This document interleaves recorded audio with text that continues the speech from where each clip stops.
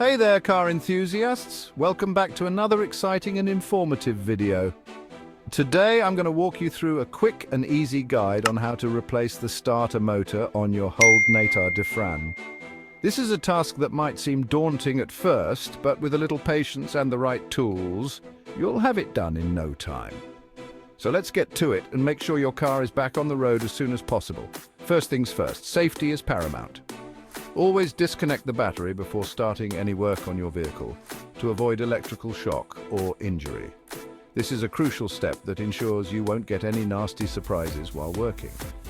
Trust me, you don't want any surprises. A little precaution goes a long way.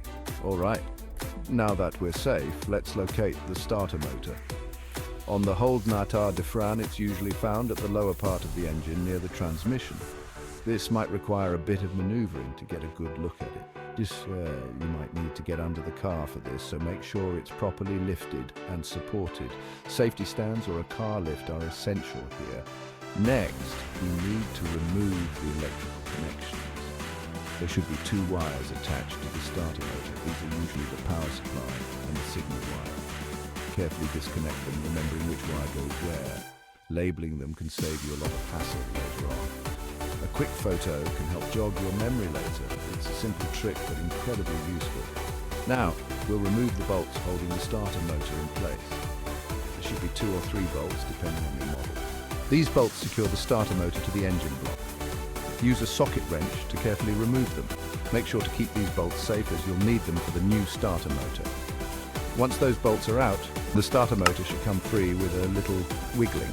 It might be a bit snug, so take your time. Be gentle though. You don't want to damage any surrounding components. With the old starter motor out, it's time to install the new one. Line it up with the mounting points and start threading the bolts by hand. This ensures that everything is aligned correctly. This helps avoid cross-threading, which can be a real pain to fix. Once they're in place, use your socket wrench to tighten them up. Make sure they are secure but not overly tight. Make sure they're snug, but don't over-tighten them. Over-tightening can strip the threads or damage the new starter motor. Reconnect the electrical wires well. Remember that photo you took? It's time to use it. Use it to ensure you're attaching the right wires to the correct terminals. Double-check each connection to avoid any mistakes. Once everything's connected, double-check your work to make sure nothing's loose. A loose connection can cause all sorts of problems. Finally, reconnect the battery. With everything back in place, it's time for the moment of truth. This is the final step before you can test your work. Turn the ignition and listen for that sweet sound of your engine starting up. It's the moment of satisfaction after all your hard work.